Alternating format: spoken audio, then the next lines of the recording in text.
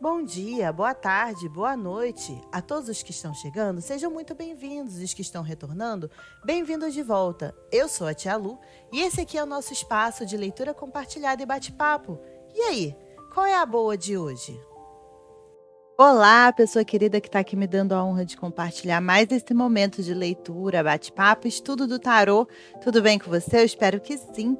A boa de hoje é mais uma carta ali, um estudo do tarô mitológico. A carta de hoje, a carta dele, o diabo, que aqui no nosso caso é Pan, né? Então, assim, como no título vai ter o diabo, se vocês puderem já engajar no vídeo, porque o da carta da morte deu uma desengajada, assim, o YouTube não entregou por causa das palavras, mas a gente tem que usar o nome da carta, né? Então, se vocês puderem, eu já vou pedir de antemão aí aquele like, se puder fazer um comentário, compartilhar, porque esses que tem, né, esses nomes assim, mais complicados, tu não gosta, mas é o nome da carta, a gente vai fazer o quê? Então, bora para nossa leitura? Bora para nossa leitura. Lembrando que eu estou usando aqui o livro do tarô mitológico, estou usando o curso completo de tarô do Ney Knife, estamos usando também uma tabelinha que eu tenho aqui do grupo de estudos que eu participava em 2006 e o livro 78 Tons de Tarô. Então, bora lá. É Pan, né? Já comentei aqui, a gente já viu, é Pan. Pan é a carta do diabo. Ele está ali, ele tocando sua flautinha com duas pessoinhas, parece íncubos e súcubos. Bora ver o que a mitologia nos fala. A carta do diabo retrata um sátiro, uma criatura metade homem, metade bode, dançando a música de uma siringe, a flauta de 7 tubos, que ele segura em sua mão esquerda. Com a mão direita, ele segura 2 correntes, cada uma presa a um colar ao redor do pescoço de uma figura humana nua. As figuras, um homem e uma mulher, têm pequenos chifres como aqueles do sátiro. Apesar de suas mãos e pernas estarem livres para dançar, eles estão presos às suas correntes de medo e de fascinação pela música. Ao redor aparecem as paredes escuras de uma caverna. Beleza. Na mitologia, o bode era associado à depravação e à sujeira, e era considerado um animal lascivo e desprezível. Mas o bode também simboliza o bode expiatório, a pessoa sobre a qual os outros projetam o lado inferior de si mesmos para se sentirem mais limpos e moralistas. Por isso, Pan, o diabo, é o bode expiatório que culpamos por nossos problemas na vida. A caverna escura e sem porta implica que Pan mora no domínio mais inacessível do inconsciente. Somente uma crise pode transpor a parede para a sua câmara secreta. As figuras que dançam, se quisessem, estariam livres para tirar as correntes, pois suas mãos não estão amarradas. A sujeição ao diabo é um assunto voluntário que a consciência pode libertar. Aqui encontramos o grande deus Pan, que os gregos veneravam como o grande todo. Na mitologia, Pan era filho de Hermes e da ninfa Dríope. Quando nasceu, ele era tão feio, com chifres, barba, cauda e patas de bode, que a sua mãe fugiu apavorada e Hermes o levou para o Olimpo para entreter os deuses. Pan assombrava os bosques e os pastos de Arcádia e personificava o espírito fértil, fálico da natureza selvagem e indomada. Ocasionalmente, ele podia ser amigável com os homens, vigiando seus rebanhos, gado e colmeias. Também participava das festas das ninfas das montanhas e ajudava os caçadores a encontrarem suas presas. Em certa ocasião, ele perseguiu a casta ninfa Siringe até o rio Ladon, onde ele se transformou em um feixe de caniços para fugir dos indesejáveis abraços peludos. Ela se transformou num feixe de caniços. Como não podia individualizá-la dos outros, ele cortou vários caniços, dos quais fez uma siringe ou flauta de Pan. Do nome Pan derivamos a palavra pânico, afinal ele se divertia provocando pequenos sustos aos viajantes solitários. Ele era desprezado pelos outros deuses que, no entanto, exploravam os seus poderes. Apolo, o deus Sol, adulando-o, conseguiu dele a arte da profecia. Hermes copiou uma flauta que ele havia deixado cair, declarou ser sua invenção e vendeu a Apolo. E foi assim que o Deus Sol recebeu ilicitamente a sua música e o seu dom da profecia do Deus da natureza com aspecto de bode, feio e indomado. No sentido interior, Pan, o diabo, é a imagem da sujeição ao mais rude e instintivo aspecto da natureza humana. Como Deus era venerado pelo medo, em cavernas e grutas, sua imagem dentro de nós sugere algo que tanto tememos quanto nos fascinam os rudes e primitivos impulsos sexuais que consideramos maus em razão de sua natureza compulsiva. Desde o início da era cristã, o deus Pan foi estabelecido como a figura do diabo, completo com seus chifres e trejeito irônico e desprezado pelas pessoas espirituais, entre aspas, como Apolo desprezou na mitologia grega.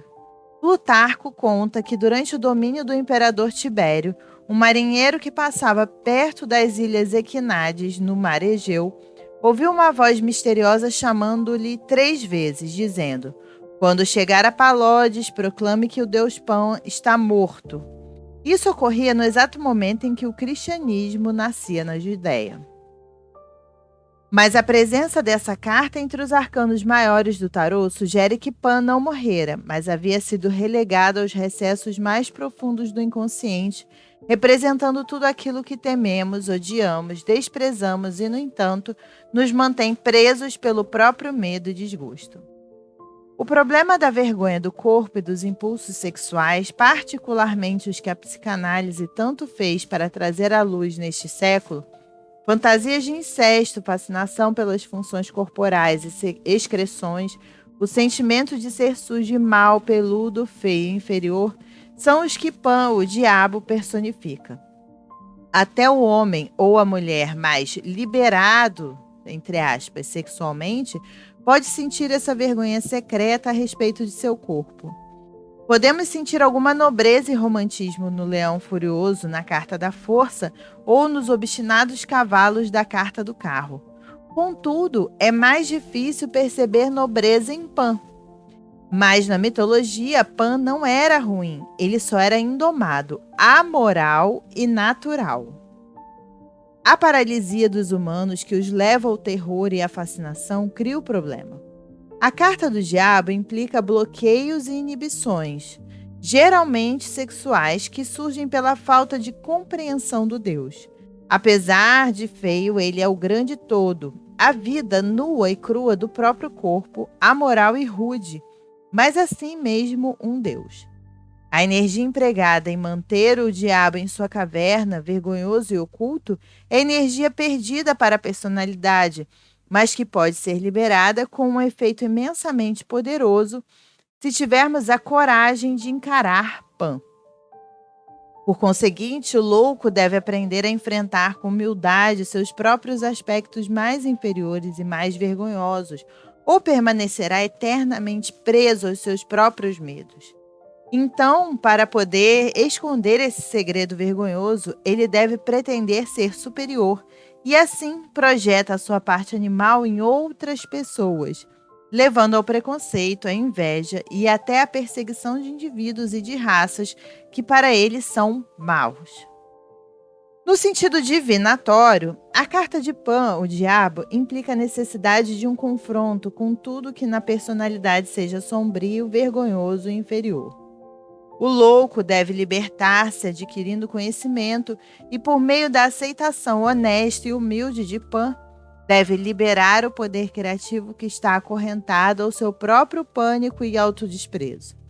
E assim ele chega ao coração do labirinto, enfrenta a sua própria escuridão nas sombras essenciais de seu corpo, para tornar-se o que ele sempre foi, simplesmente natural. Bom, esse aqui é o que o tarô mitológico nos conta da carta do diabo. Vamos lá.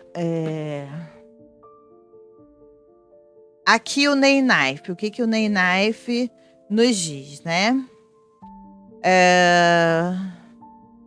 Vivenciar a dualidade do ser, os extremos emocionais, conhecendo todos os limites, para então dominar e não ser dominado, é a grande lição da nossa vida terrestre.